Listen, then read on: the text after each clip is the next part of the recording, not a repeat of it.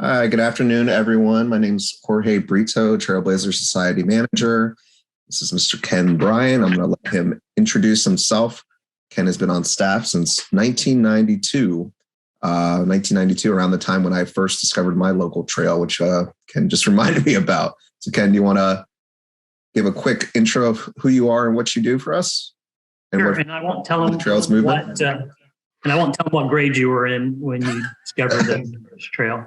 But yeah, I'm Brian, and I'm located in Palm Coast, Florida. Have been in Tallahassee for 29 years. Part of the COVID movement, we moved over to Palm Coast, and so home office there versus in Tallahassee. But what a great place to work, and what a great place to be. And yeah, it's a good time to be working on trails. Thanks, Ken. And also before we start, I want to remind everyone if they have questions to pop them into the chat, and we'll try to address them as they go. As I said, Ken's been with the organization for decades. He's been vital to the movement, not just in Florida, but all across the country. And I think Ken is unique in that he is for Florida, born and raised. You just told me it was 63 degrees out and cold. Ken is a Floridian to the bone.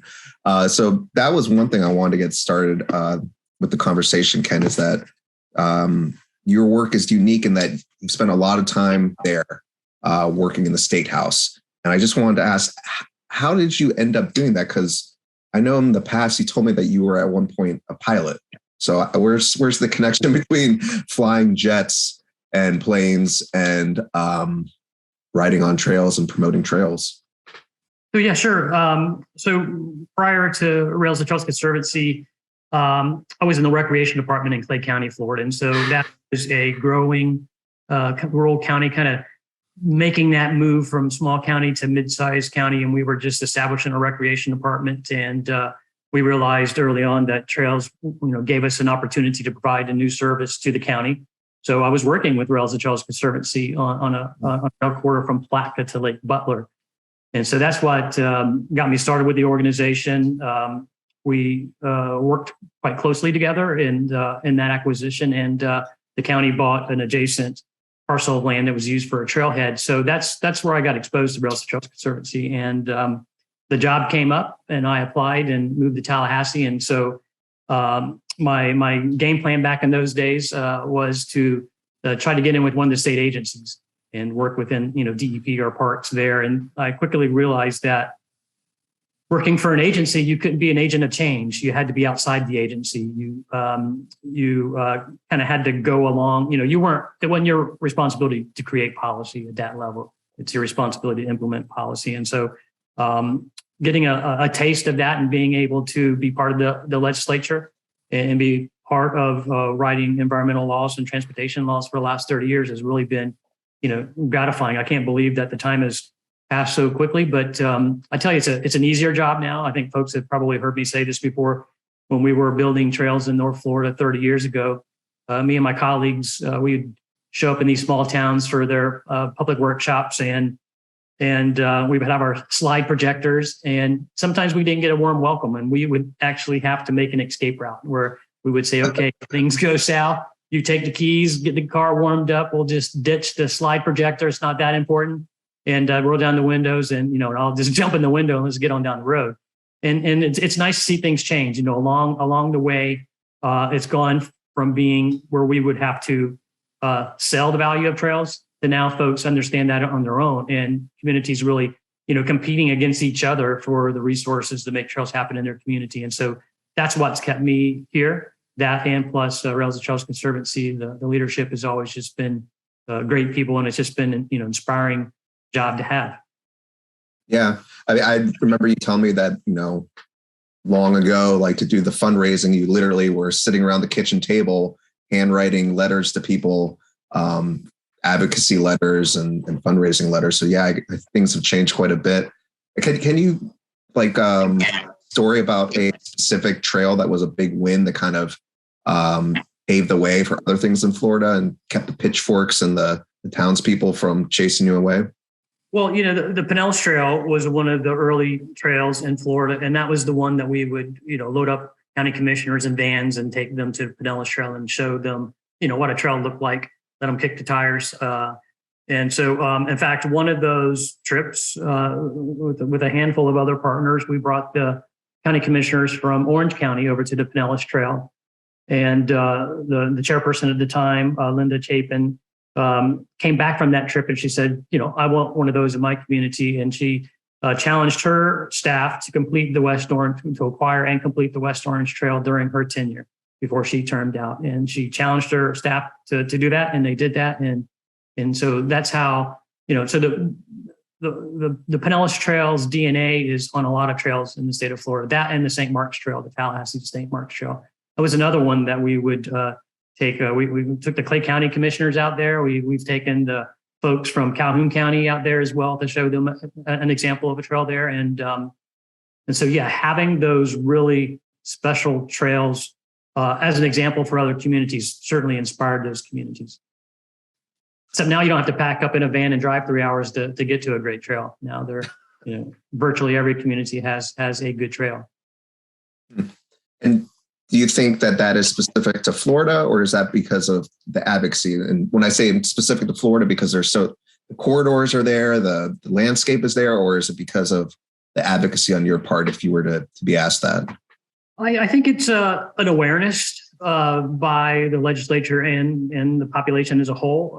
Florida doesn't have that many railroads. So we were one of the later states to be brought into the union. We had Henry Flagler going down the east coast of Florida. We had Henry Plant going down the west coast of Florida. And those were, we didn't have that grid like the Rust Belt had, where you just, had the duplication of railroads. But we have done a good job of preserving what has been abandoned. And I think it's also the state of Florida recognized early on that it was our beaches and our springs that made Florida special. And that's why people wanted to come down. And trails were, embraced as part of that. So they were part of early Preservation 2000, which was the predecessor program to Florida Forever.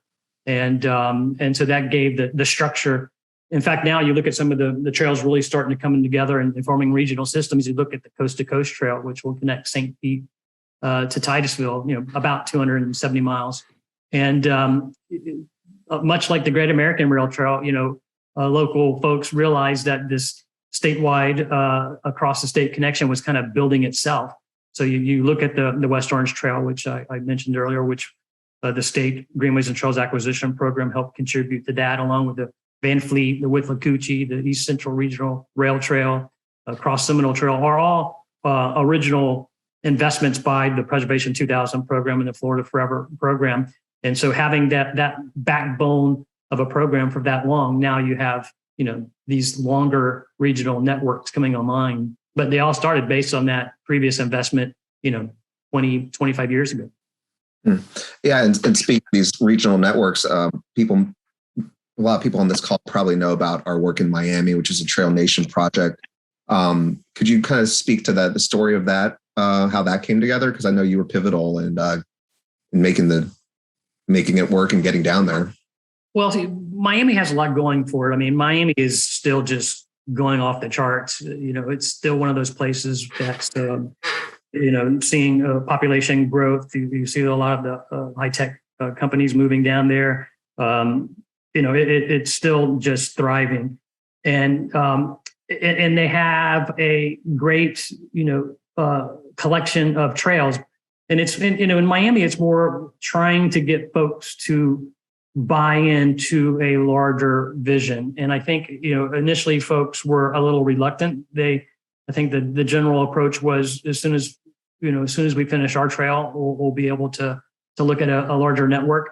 But I really think that making the case that a rising sea lifts all boats, that's really kind of helped bring folks together in a way that there's more going on and more support, where projects are no longer going to county commissioners as competitors, but supporting each other. And so I think that over time has proven to be one of the most valuable things from that particular Trail Nation project. And I'll also say in regards to Miami, what kind of makes Miami a little bit different than some of the other communities, the diversity of funding for their trail networks. Ranging from revenue from scooters to redevelopment fees to local general revenue dollars to it's really a diverse mix of money, CITT money for certain first mile, last mile connections. That I think has been a real strength for Miami-Dade, being able to think creatively beyond just the traditional funding sources of transportation alternatives and SunTrail, but really how can they leverage that money from those state programs to with local dollars to get a functional system. And speaking of unconventional funding sources, I did want to touch on the story about the Volkswagen thing. When I first came on RTC staff, we got, I think it was like an all staff email that said something to the effect of Ken was able to get funding for trails through a lawsuit through X car company. And it made no sense to me, but I just knew that millions were going to be poured into trails because of that. You want to speak about that a little bit? Because that's kind of a story. So every now and then, companies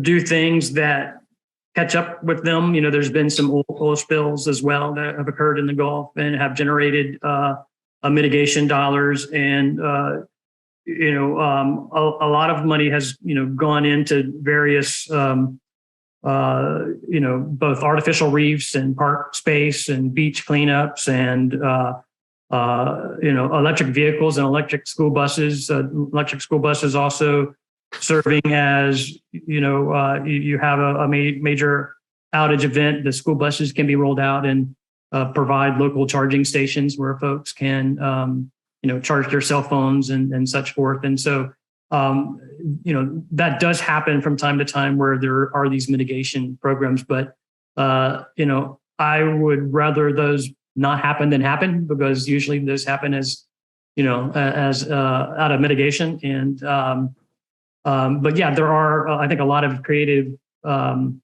things that have been done across the board with various, we see that a lot with the rescue dollars, mostly in other states where when you get an opportunity, we've seen some states even sell the rights to tollways as a way of generating dollars for anything from trails to transportation to high-speed internet access. So you always try to keep your eyes open for those one-off opportunities where you can try to fit trails into that.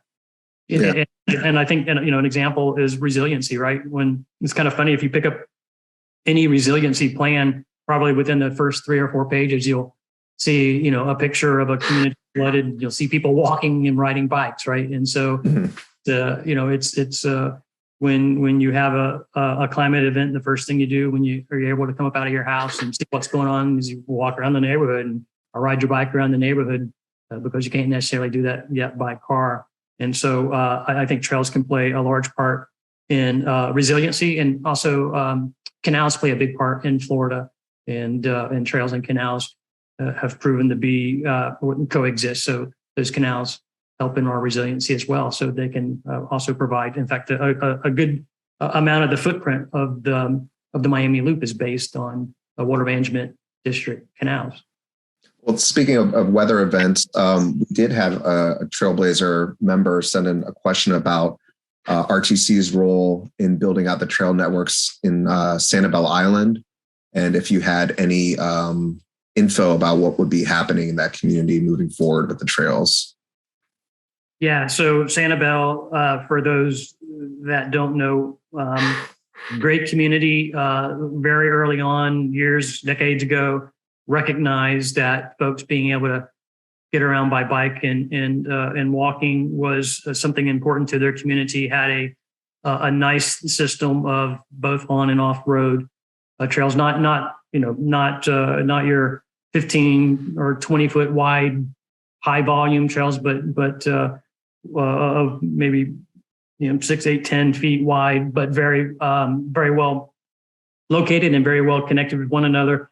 Sanibel was hit hard by Hurricane Ian, and in fact, the bridge to the mainland was severed for many months, and they eventually got a temporary bridge. I don't think that they've actually replaced the bridge. I think they're still using something that's kind of a Band-Aid approach, but that's a community that's going to have to really rebuild. And although I can't speak too much about what the plan is there in Sanibel, but I would suspect, just based on the prior part that the network played to the island, that it's going to be part of what's going to be doing. So early on, we were part of the Sprinkle engineering team that did one of their very early on bike ped master plans, I guess, probably in the late 90s, early 2000s that we worked on that. And looking at the time limit we have here, I did want to give you a chance to give some updates on trails. And if anyone has any questions and maybe they want to ask about their local trail, put it in the chat, please. But could you give some updates on what's happening in your home state currently? Yeah, so we're getting ready for a new legislature. They will officially convene in March. Committee meetings have already started. In fact, just finished a special session that addressed some insurance needs, but we're hopeful that the trails will be front and center next year during the legislature, working on some funding ideas, as well as just, right now, my attention on is kind of the rediscovery, if you will, of a program that the Department of Environmental Protections has run successfully for many decades, and it's called their Starter Kits program, where with the concept being, as they acquire new properties, be it trail corridors or be it for state parks, that they carve out a piece, typically initial investment of $50,000 to look at doing some of the things they might otherwise be able to do, signage, kiosks, some of the things that as a trail user are really important to have, maybe initially unimproved trailheads and that sort of thing. But then they also provide for paved trails and parking. It's really based on individual needs. But taking that concept and kind of picking it up, dusting it off, and making sure that other agencies know that their sister agency has this program as a way to help new corridors, get open for public access. And so, we're wanting to use that as a case study for DOT and for DEO to show them how their sister agencies are making small investment along with opening up of new trails to make sure that they're opened up in a way that they provide the services and the facilities that trail users need. So that's one of the things that working with DOT and DEP to see if there can't be a really good case study to start trying to pitch. In the coming year, 2023, are there any trail connections or new trails that you see opening or breaking ground? Oh yeah, certainly. So I wish I had my spreadsheet, easy graphs, and I would read right off the. So one of the things that I think that Florida DOT does particularly well is their 5-year work program, right? So they're real careful when they put projects into the 5-year work program that they'll be able to meet the timelines of those projects. Sometimes those are very ambitious timelines, but once you get within a DOT 5-year work program, you know that is going to happen. So so an easy way, a cheat sheet to figure out what's coming up on line for 2023 at a wholesale level is just to pick up the DOT 5-year work program and look for the current year or the year out work program and see what's coming online for the transportation alternative program or the Sunshine program. Again, Florida is one of the better states in implementing the transportation alternative program and certainly with the Sunshine program as well. Gotcha. Well, that's an interesting way to be able to see what's down the line real quick. I didn't know that they stuck to those timelines that's strict. Oh yeah, and state law even protects you when you get into the current most 3 work program plan. So once you get in that work program, you're on the path to success. So we have a few minutes left. I want to let people put a question in if they have it. And while they're thinking of their question, I'll shoot this one over to you, Ken. Perfect Florida weather. What trail are you on? What are you doing? And who are you with? Yeah. Okay. I guess, you know,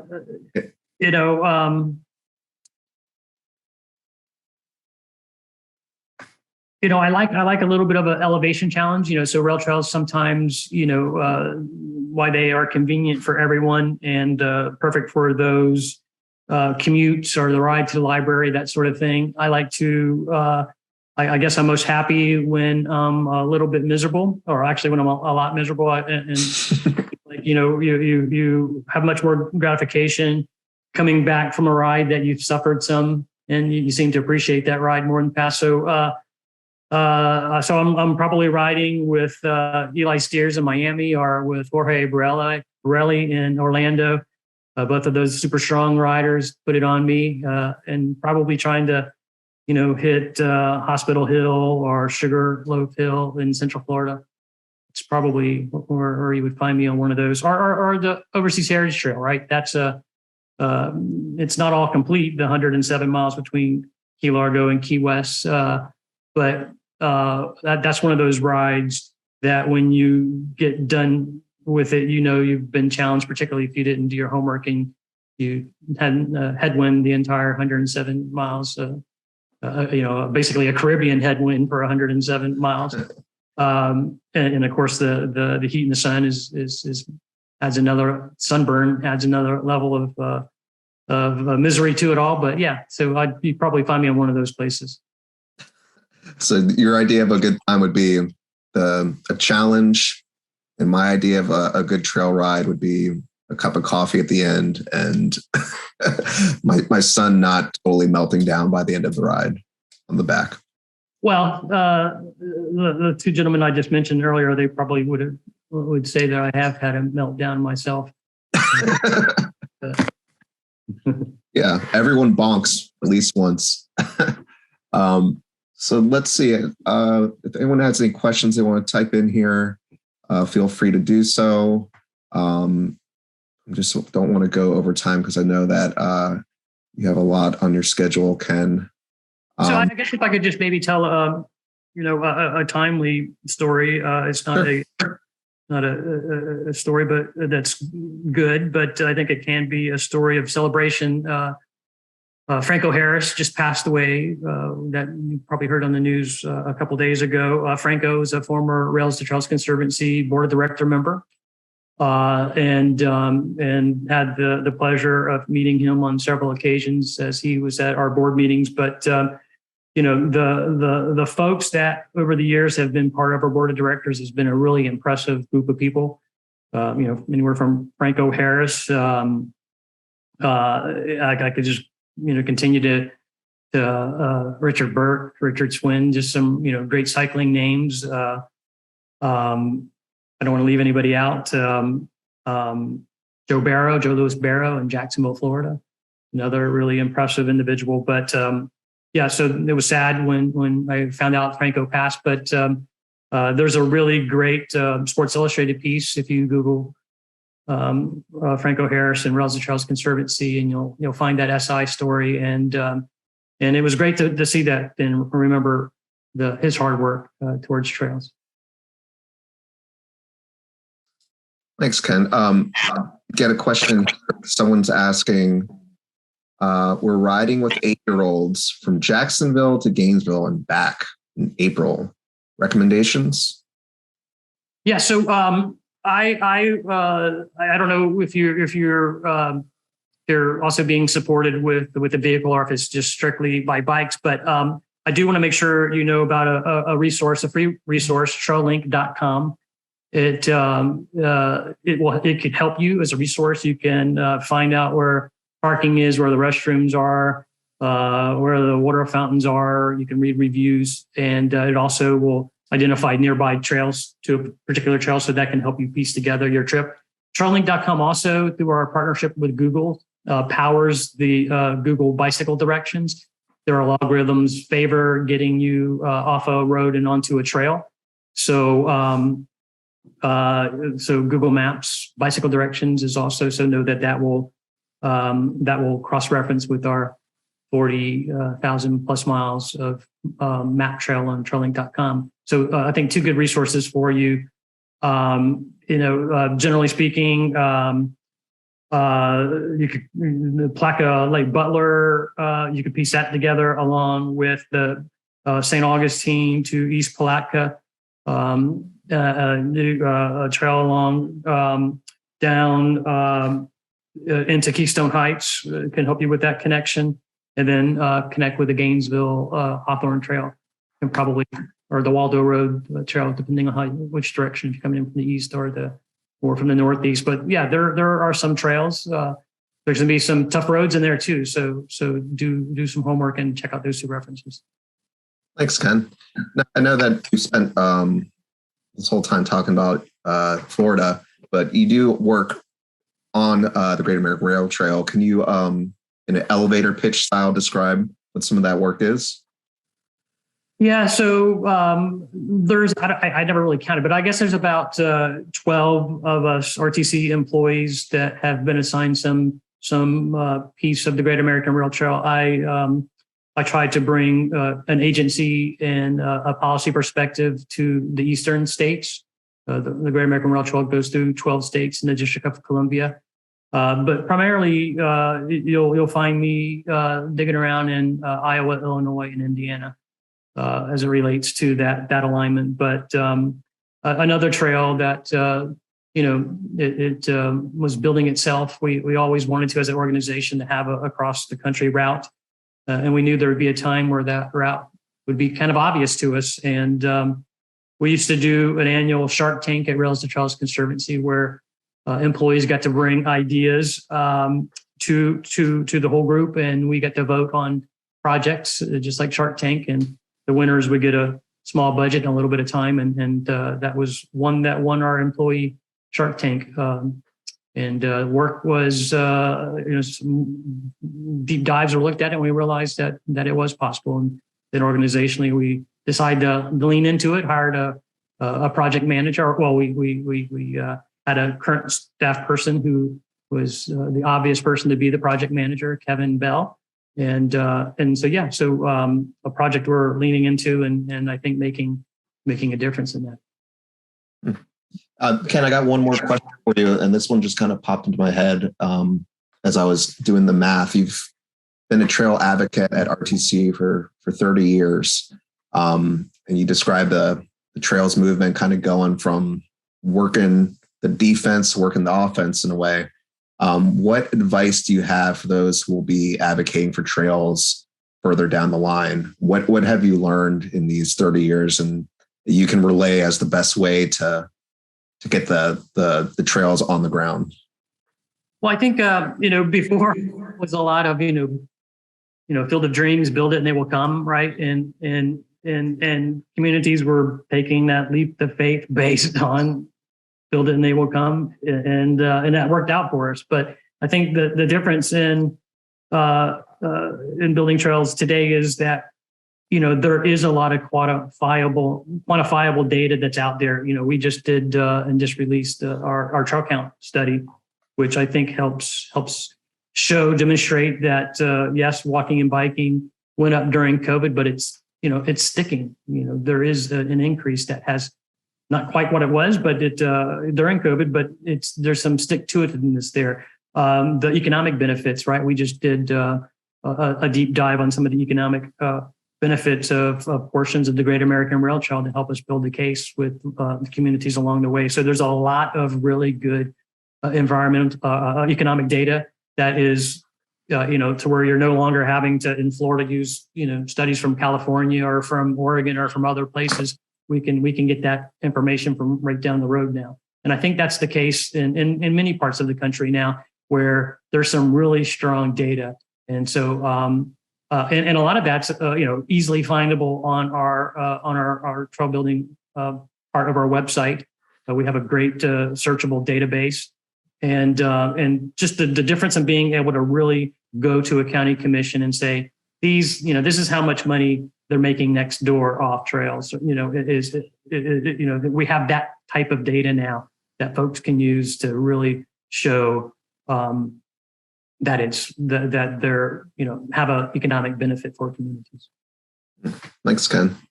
Well, I don't want to keep you over. I do want to say that I really appreciate you taking the time, Ken.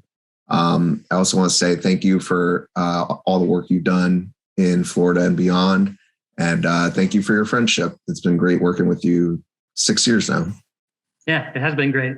Some of my best friends have come up through the ranks of Rails to Trails. There have been some folks that I've worked with for over half my life now. So it's a great family, and I'm glad you're part of it. Thanks, Ken. Well, have a good holiday season. Happy New Year. And I will probably be seeing you in January. Let's try to do some sort of ride if we can, and see if we're going to get some supporters to join us. Yeah, should be a good time. And we got some good trails, I think, penciled in. Yeah. All right. Take it. And they're not the crazy hard ones. We're not going to. No one's going to be miserable unless they want to. Then we'll try to figure something out, but in a good way. Yeah, I'll go with the chill ride. And that's what it will be. Great. Bye, Ken. Hey, a bad day on the trail is better than a good day in the office. So